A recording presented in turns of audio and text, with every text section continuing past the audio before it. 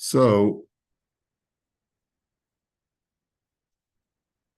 so we talked about this whole issue of Machal Shabbos Befer Hesi, and we said we're going to move on from there. So, so now we're up to the ninth packet.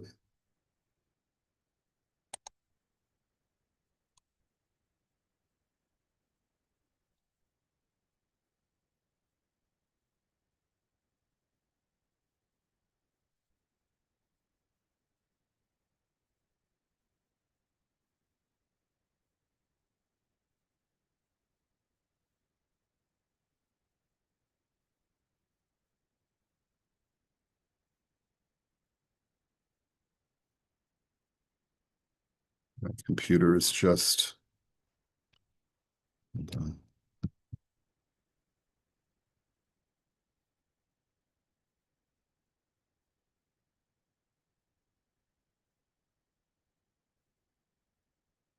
Let's close a couple of these things.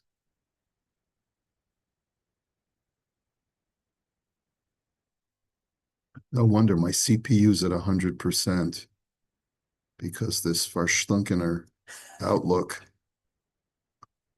is just taking such a toll.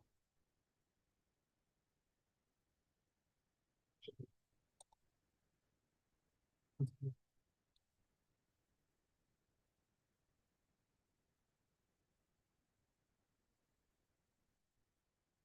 me close Outlook. Get rid of that. And hopefully that'll reduce a lot of the stress.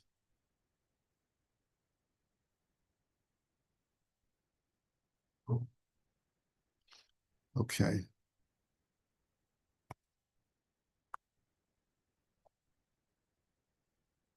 Let's quit that.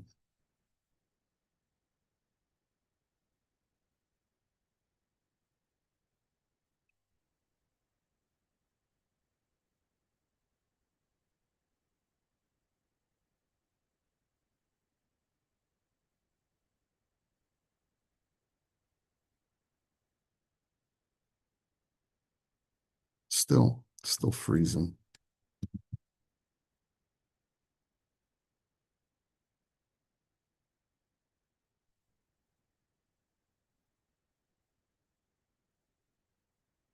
Get out of the WhatsApp then. I was gonna say not for now, but maybe a reboot will. I'm gonna have to reboot, of course. Everybody want to delete things unless it's started up again. Let's get out of WhatsApp. All right, it's starting to calm down a little bit. Okay. All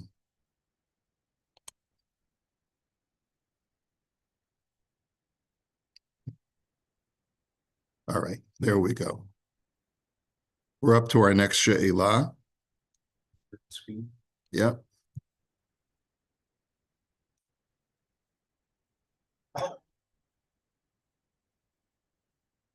So the next she'elah is as follows.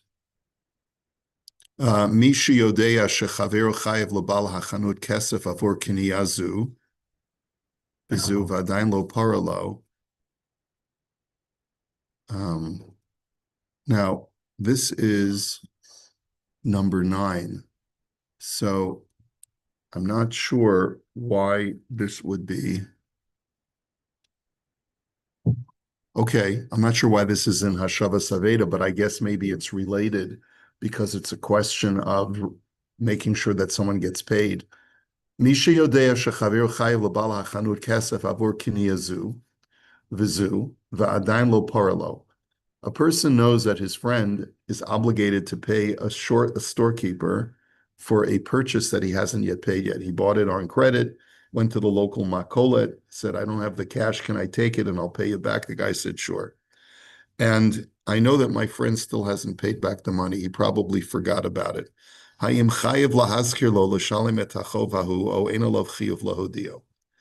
I have any halachic obligation to remind my friend to pay back the debt? It's none of my business, by the way. None of my business.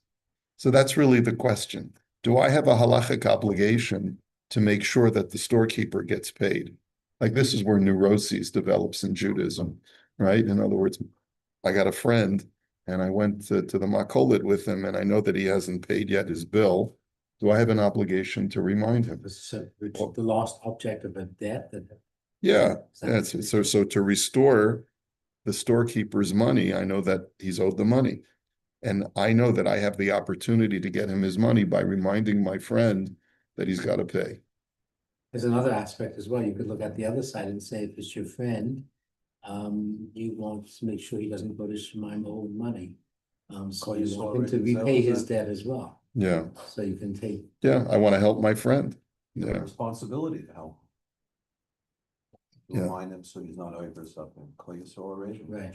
Use it, where do you draw the line? excuse me, are you wearing scissors today?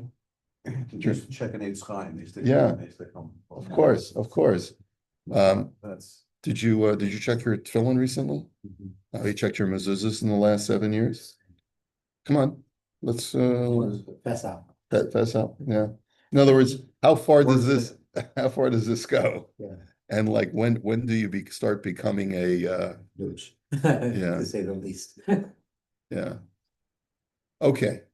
So the tshuva is im yadua shechaveru chayev lebal hachanut sikum kesef al kiniyato shadain lo paret chovo. If you know that your friend owes the storekeeper a certain amount of money, and he hasn't paid, chayev lahaskir lakona l'shalim et chovo u'mekayim bazeh mitzvah hashavas aveda. You have a mitzvah to remind him, and in so doing, you fulfill the mitzvah of hashavas aveda.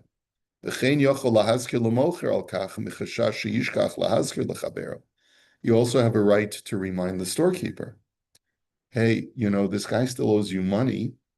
I don't want you to forget about it. So, and in so doing, you fulfill the mitzvah of Who do you do? What is it? Shabbos Aveda of the guy's debt. it's not his mitzvah, but he's saying that there is a mitzvah. There's a mitzvah of Hashavas Aveda. In other words, I can make sure that this guy gets the money that's owed back to him by just reminding my friend. Something he doesn't know. There may be a lot of things he doesn't know, right? But so that's the part that sort of is gnawing on us. He says he brings this from a sefer called Mishpat HaAveda, which is probably a contemporary sefer. The Hevi Raya mitashbeitz b'simen tov tzadi aleph she'im lo megalalo, that if you don't reveal this, like if you remember and you know your friend doesn't remember, Yavor ba'aseh dahashev teshivim v'lo saseh delosuch alihi salem yehuyin sham. You violate both hashev teshivim and lo tuchal lihi ta'aleim. Rabbi, what about if you offer, you tell him that he owns the money, but you offer, if you need help, I can lend you some money so you can pay. So it's like, do you check its feeling? And who's gonna remind him? For you? Who's gonna remind him that you lent him the money? No, he was in the store and he saw that his friend didn't pay, he's overdue. So you know what, if I go with my friend, if I have the relationship and tells me, you know what, you own this money, if you need help, I can lend you money to pay, so. I think that definitely changes the whole attitude. Yeah, but the you're guy. telling him, but you're not like, oh, by the way, you owe money there, but you know what, if you need that help, let me know, and I can, Yeah, because we're friends, so I'm talking about this as a friend. yeah. It's also interesting, because this isn't an Aveda situation on the face of it, it's a debt. Well, Hashavas Aveda applies to not just lost items. It applies if any time that I can find a way to get someone to receive something that belongs to them, I fulfill the mitzvah of Hashavas Aveda. That's what we're learning from this exercise. So if I can intercede on someone's behalf, let's say I know, like an example, let's say I know that someone has, what is it called when the government makes these announcements of, found assets or like unclaimed bank accounts? and stuff like that. And I notice I see my friend's name on a list of unclaimed funds from his long lost uncle or something. Right. So I have a mitzvah of Hashavas Aveda to tell him, I noticed your name was on this list of funds that are now available. So, okay. So that's also Hashavas Aveda. What we learn from here is that anytime I can help make sure that someone gets what's coming to them. See, like Marvin came over to me this morning and he said, I bought a lottery ticket for you and you won. So Marvin could have just, kept the money himself. I mean, he didn't have to buy me a ticket. So like he wrote down on the ticket for the rabbi. And then he just came in this morning with $25 that I won. I couldn't believe it. So that was Hashavas Aveda. Yeah. That's when the true But that's test not really happens, right? so they, Well, there was no owing of anything in the first place. not Because he really. had in mind to. That's his intention. Yeah. That's part of his intention. Marv He generated it. did mention that it was supposed to be half for me, but I didn't write it down. Just flip it So over. I'm just reminding him. Maybe it's in the No. other side. Like if he wrote a lottery ticket and he wrote my name on it, so he was mezaka this ticket to me. He was zocha on my behalf of this ticket. So this ticket has the same status as a promissory note. And when you present it, you get cash for it. So Marv didn't have to. He could have kept the money himself. All right. Interesting. Okay. I mean, if we went as far as to say that returning someone's soul, making someone frum is a lost object. Which is what I spoke about on Shabbos. Were you Right. there? Were you I there wasn't there, no. at the shir? Yeah. I was maybe spiritually there, but I wasn't. physically. Yeah. But Yeah. I'm saying that then this is even less of a stretch. Correct. Correct. Hashavas Aveda applies even to restoring someone's body to them, someone's soul to them. By doing kiruv, you fulfill the mitzvah of Hashavas Aveda. Okay, next. How far can it go? Like if I tell you that he, by the way, this guy that we know owes him money, now are you obligated to, like, how far out? Yeah, because that's why I said neuroses develop. Like I told you that story once. I was in yeshiva and I borrowed a guy's pen that was on the table, and he physically tried to stop me when I wouldn't listen to him. So at what point do you say, enough? Yeah. So that's the fifth chelik of Shulchan Aruch. It's called the portion of common sense. Okay, next sheila. Misha matza aveda vehechazira leba'olim kagon shehikers bala aveda. Okay, the next case is a person finds a lost item, returns it to its owner, because he could tell, he knew, like say it had his name on it or whatever. Oh, keshuhu hichriz habalim nasnu simanim muvhakim, or he posted it, the owner presented simanim, and then he gave it to the person. Dahainu tovim shemachzirim bahemes aveda. He provided good simanim, on which basis you return the lost item.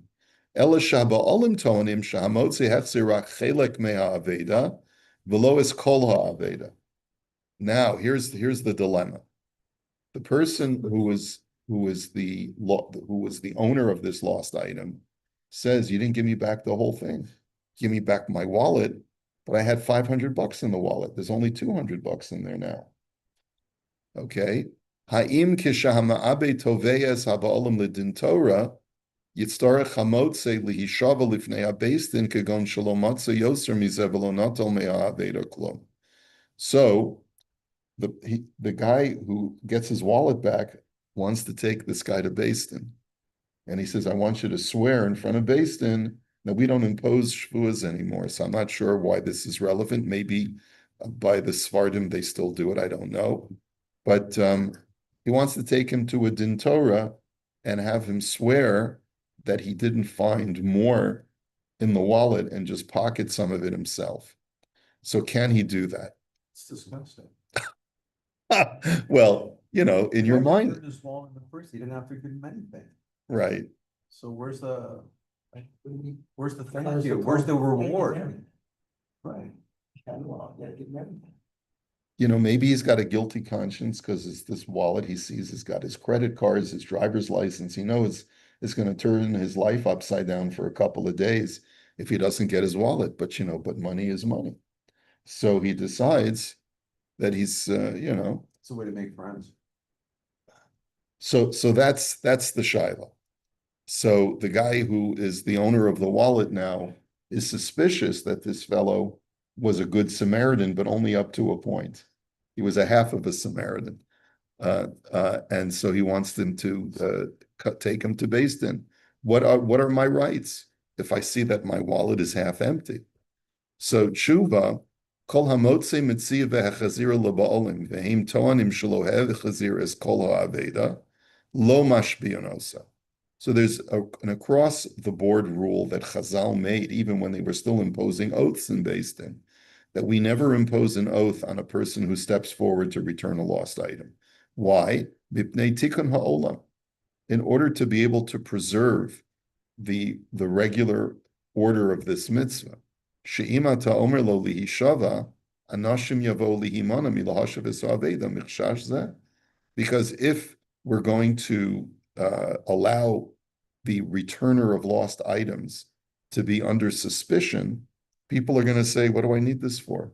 If I return his lost item, he's going to say, it's like that story about the bubby who brings her grandson to the beach one day.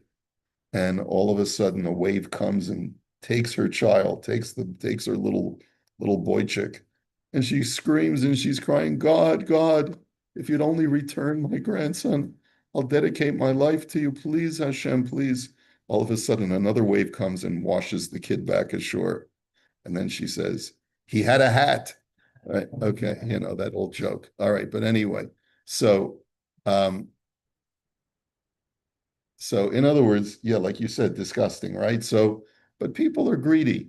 And the problem is that if every time a person wants to what's called a good Samaritan, but that's from a Christian source. But what it is that he's being a good person. So why should we create a hassle for his life by making him swear? So Chazal say no, he's never under suspicion. Because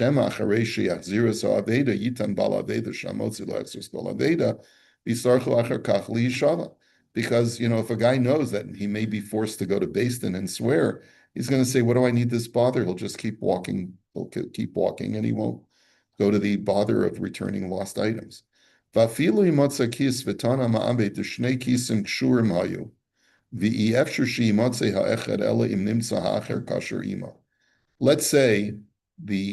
person who was having the item returned to him claims that there were 2 bags of money that I lost.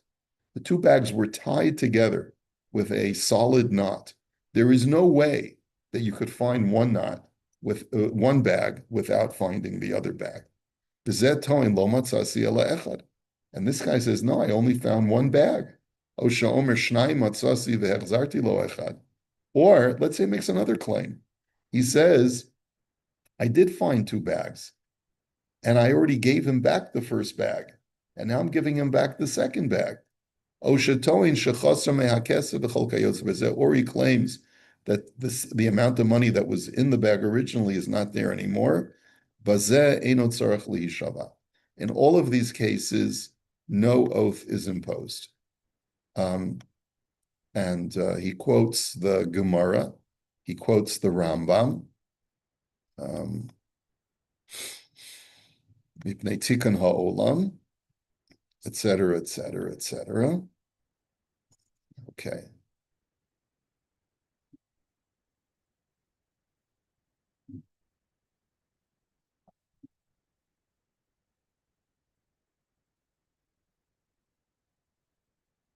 Now, it's also paskined over there that let's say it says Kol osam hayamim shemetapel ba'aveda im ha'echilan mishalo notel meha ba'olim. That during that entire time, let's say you find an animal, let's say you find a sheep, and you need to feed the sheep in order for the sheep to remain alive during the days that you're waiting for the owner to step forward. You're allowed to take assets from the sheep, its milk, its fleece, in order to be able to cover the costs of the feed. Now, costs of shamasma, perush afal gav de bishar inyanim eno da motzi miyad shekinoda below shvua. He says, normally this would not be permitted. Afilu hotzi birishus. Even if you're taking with permission, you would normally have to you could, if the guy accuses you of taking too much, you could be forced to take an oath in Beis Din. Kan notel below shavua. But over here, you can take whatever you say you needed. And if the guy accuses you of having taken too much fleece or too much milk, because how much did you really need to feed the sheep? He can't impose a shvua. The kol shekain de im sachran umehaschar shekibel he'achilan de ein balavedi yachol hashpio kama kibel v'kama hu hotzi v'siyim shamu pashahu. And let's say you rented out the sheep in order to cover the costs, and the guy who owns the sheep demands to know how much were you paid for the rental, and I want to see all of the receipts, et cetera, et cetera. Such a Jew. He's so, but there's no obligation. Val halacha zu I'm the pischei shuva b'shem Beis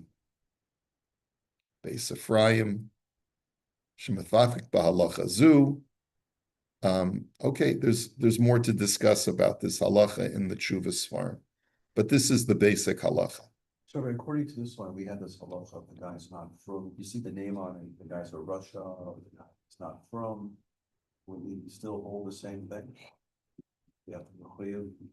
Well, that was the previous Tshuva that we learned last week, is that we said today, Mechalel Shabbos are, Tinokos Shenishbu, and so they still count as your brother, and you have to abide by this law. But referring to the guy's just, you're gonna get into a hassle and a headache because the guy's he's gonna Choshen, you're gonna know in advance that he's gonna say, oh, there was more. So he didn't do yeah, the right thing. If you feel that he's going to go to Dina de Malchusa and is going to try to get you into trouble because you've had this issue with him before, so then it could be that you would not be obligated to pick up the item at all. You can just keep walking and just pretend you didn't see it. It could be that you'd have that heter. Couldn't you just pick it up and put it in his mailbox for 911? That would be better. Maybe. Yeah, putting it in a protected area and not identifying yourself as the person who found it. That might also be an option. Okay.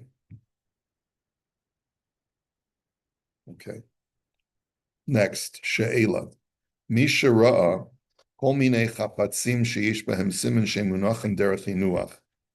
You find on the road a whole bunch of objects that were clearly put down there deliberately, and they have simanim. Ha'im muter lo lemotze lakachtem k'dei lakayim b'zeh mitzvahs hashava leba'olim. So, is it permitted, or am I obligated to pick those items up so that I can return them to their owners? Okeven shehem munachim derech hinuach ein lo liga b'hem.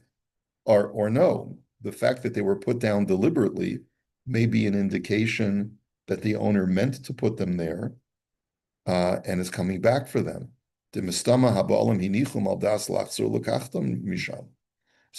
the case of Hashavas Aved is you find something that looks like it was dropped out of someone's pocket or fell off the back of someone's truck, or left by accident. But if something was put down deliberately, like a stack of pallets or a bunch of boxes containing goods, or a bicycle was left out in Rishus Harabim, or something like that, the person who put it there deliberately put it there. You're concerned, again, the neurotic Jew is concerned that someone's going to steal it. But on the other hand, the person himself maybe has more confidence in the public and wants it to stay there. So, and he's willing to take that chance. Do you have an obligation to pick it up and return it to its owner? Okay. So the tshuva is, and we've seen a little bit of this before, kol hamotze aveda, bein sheyesh bo simin, bein she'ein bo simin, Imotzo derech hinuach uvamakom mishtamer, asr ligaba.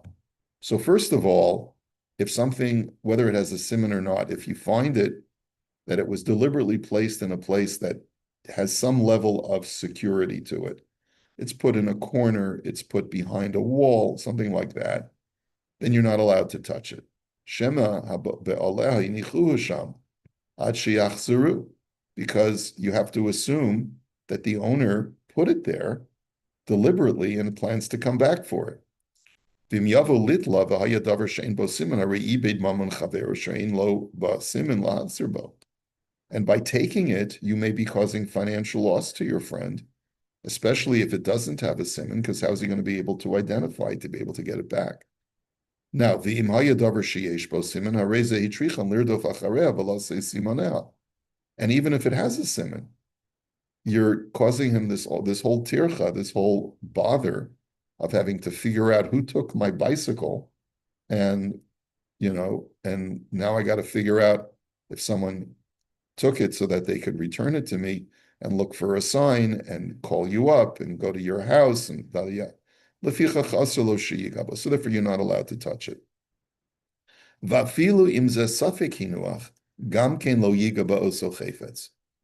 Now, and even if it's unclear whether it fell or whether he put it down deliberately, just don't touch it because it's in a secure place. Like we said before, the guy left it maybe in the coat room. He left his coat there and he plans to come back for it at Mincha. He just walked out without it because it warmed up or it stopped raining and the sky cleared. It's cleared, so he doesn't need the raincoat anymore. Uvedavar sheyesh bo simin im over v'not lo misham asur lahachziro. And like we learned before, if you did take it and you already left the place, you can't just put it back because maybe the guy came in the interim and you've caused him that loss. But if you hadn't left the area, just put it back. But if you took it all the way back to your house, you can't just put it back in the coat room. You have to then make an announcement. And if it has no siman, don't touch it. And if you do take it, since it doesn't have a siman, you're allowed to keep it. And you don't have to make a public announcement because, but